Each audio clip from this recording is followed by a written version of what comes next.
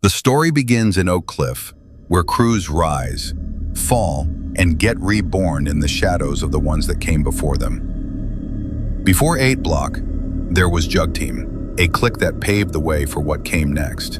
In many ways, they were the OGs.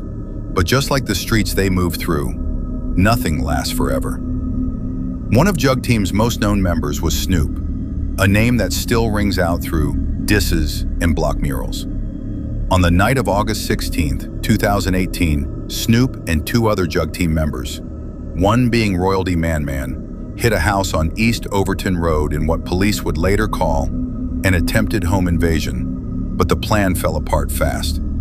The homeowner, surprised but armed, opened fire. Snoop was killed instantly. The 2 others ran. Rumors say Royalty Man set the play up, then dipped the moment bullets flew. Police confirmed the homeowner called 911, turned himself in, and told his side of the story at Jack Evans' headquarters.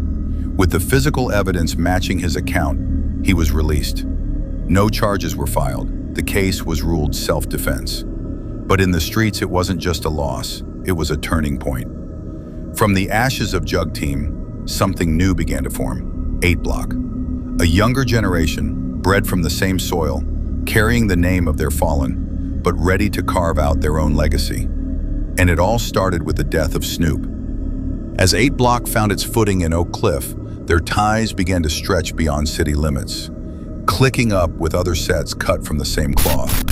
One of those sets was K4M, a blood set out of the Rosemont Apartments in Lancaster.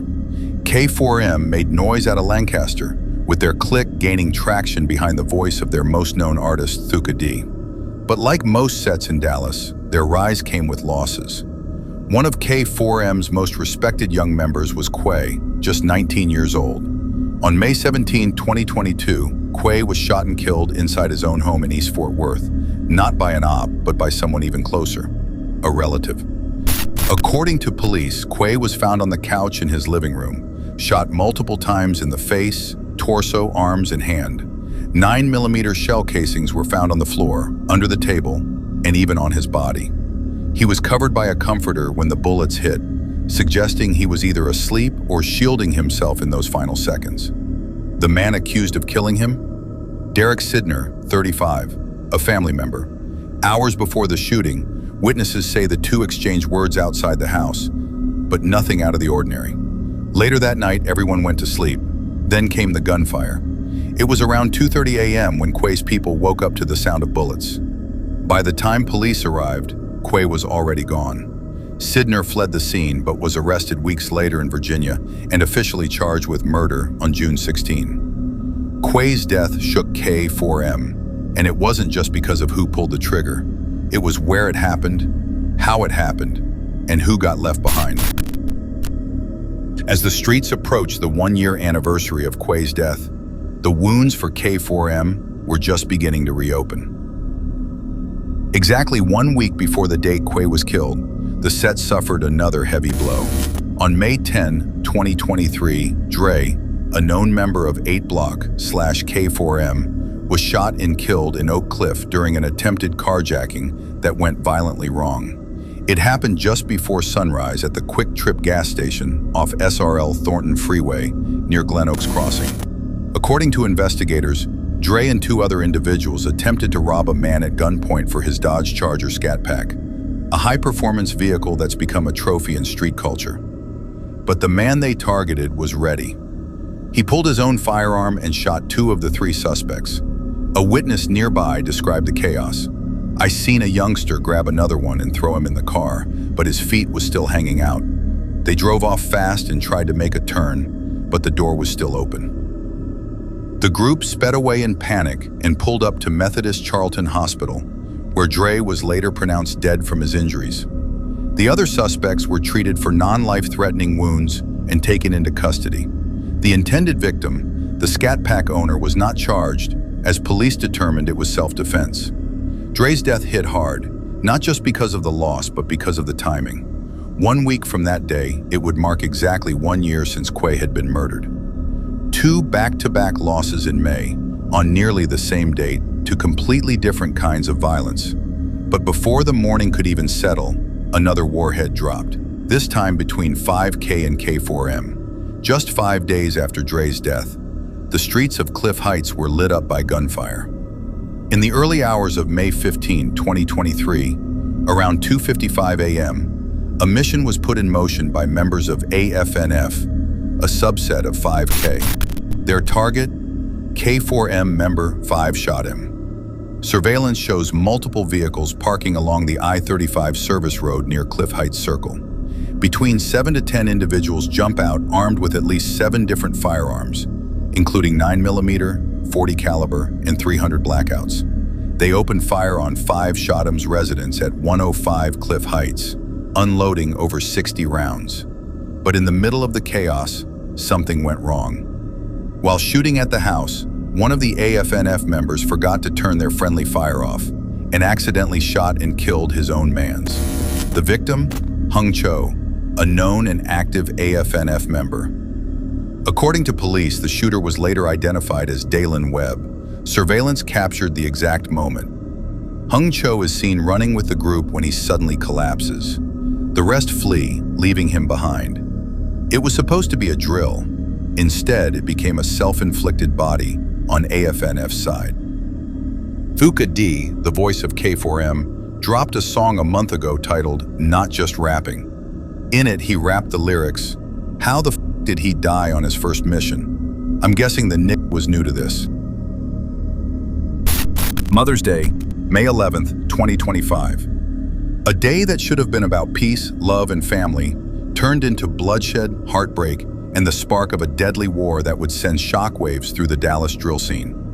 It happened at an apartment complex on Clark Road, just south of Beltline. By the time officers pulled up, 8 block/K4M, Trey Slimey was laid out in the parking lot, bleeding from multiple gunshot wounds to the chest. He was still breathing, but barely. Paramedics rushed him to the hospital, but Trey didn't make it. At first, it looked like a personal dispute gone wrong, but within hours it became clear this was no one-off. This was the opening shot in one of the most unexpected and intense feuds Dallas had seen in years. The shooter? Chance Bennett, a member of 300. According to the police affidavit, the violence started over a heated argument involving Trey's sister and a neighbor. That neighbor just so happened to be Chance's sister. She called her brother up to the complex, and when he arrived, it didn't take long before bullets started flying. Witnesses said the parking lot went from yelling to gunshots in seconds. Trey and Chance both pulled weapons, both fired. Trey was hit multiple times. Chance was grazed in the head. He survived and was later tracked to the hospital, where he tried to claim self-defense, saying Trey pulled a gun on his family. But with surveillance footage, shell casings, and witness statements stacked against him, Chance was arrested for murder. He's now being held in DeSoto's Tri-City Regional Jail, bond set at $1 million. But that arrest wasn't the end of it. It was just the beginning. Because to 8 Block and K4M, Trey wasn't just another member. He was one of them, a face of their movement, a product of their trenches. And when his name hit headlines as another young black man gunned down on Mother's Day, the city braced itself. Because payback was coming, fast. Within hours, IG stories and lives flooded the algorithm. But the ones that stood out the most? Savage Gang, a deep-rooted South Dallas clique who saw Trey's death as fuel for trolling. One of their loudest voices? John Block 415. He hit the net with zero hesitation, mocking Trey's death like it was comedy, laughing on live, posting disrespectful stories, throwing dirt on Trey's name like he was just another body in a statistic. But to 8 Block, that was family. And disrespect like that, it wasn't gonna slide. Exactly 25 days later, June 5th, 2025, 8 Block struck back. And they weren't alone. They moved in alliance with Blitz Gang, a clique already locked in deadly beef with Savage Gang over a shooting from the year before. Back in March 2024, SG members J3 Get Busy and Mo Gotti tried to hit Blitz Gang member Guap. Instead, they hit his home, killing his mother, Lucretia Thomas, in cold blood. That wound had never healed, and now 8 Block gave Blitz Gang a reason to spin again. On the 2700 block of Lenway Street, 8 Block and Blitz Gang pulled up deep, masked, armed, and moving like they had a point to prove. Reports say they spotted SG Baby J, One Glow, and One Glow's brother standing outside, posted like it was just another night in South Dallas. But it wasn't. Seconds later, war broke out. Over 50 shots rang out, bullets tearing through the block, glass shattering, neighbors screaming and hitting the ground. 7 people were hit in the spray, including One Glow and his brother. 2 names that carried weight in their section. 2 of the victims were left clinging to life. All 7 were rushed to nearby hospitals. And just like that, the block was left drenched in chaos. Even for a city used to violence, this wasn't just another shootout. This felt different. This was different. To the police, it was a nightmare. To the streets, it was shocking. Nobody expected 8 Block to double back like this fast, this deep, and this bold. But they showed up to make a statement. Trey's death wasn't going unanswered. SG's disrespect wasn't going unpunished. This was calculated payback, and it hit like a message carved in blood. To seal the message in blood, 8 Blocks, BHM, Lil Pat, slid through 300's apartments and recorded a trailer mid-spin like it was a war announcement. He wasn't hiding. He was narrating revenge in real time. Nick got on that live and said what they said. Now it's 7 Nick shot for trolling. It wasn't a diss, it was a declaration. 8 Block wasn't just spinning, they were storytelling with shell casings. Exactly 1 month after 8 Block and Blitzgang turned Lenway Street into a war zone, leaving savage gangs scrambling and the city on edge, another force stepped forward. SOB, Stand on Business, also known to the streets as Step or Bury. They weren't just another crew in the mix. They were clicked up with K4M, not through songs or shoutouts, but through shared enemies, close ties, and mutual war. SOB had been quiet, but never absent. Based out of Mesquite Village apartments, they had already earned their name. And now the city watched to see how they would answer Trey Slimey's death. Their face? Law 5, a Dallas drill records artist sitting in Dallas County, fighting 2 separate shooting cases. But while Law 5 was behind bars, his gang wasn't idle. What happened next had nothing to do with rap. No lyrics, no clout, no chasing views. This was raw. This was personal. K4M was still in pain. 8 Block had already sprayed the city with a message. 7 shot on Lenway. Now it was SOB's turn to reply. July 25th, 2025. The heat in Dallas was rising, and so was the tension. According to police and sources on the ground, SOB member No Face came across 6 300 members near a house on Pecan Creek Drive in Mesquite. 1 versus 6. At 9:30 p.m., a shootout erupted. 1 victim was rushed to the hospital with a gunshot wound, but survived. The second, Brandon BJ McGee, a 300 member, was found dead at the scene. He was the only one who returned fire. The rest of his crew? They ran. They left him. A soldier bleeding out, alone in the dirt. The same gang he slid for, laughed with, rode for, left him to die.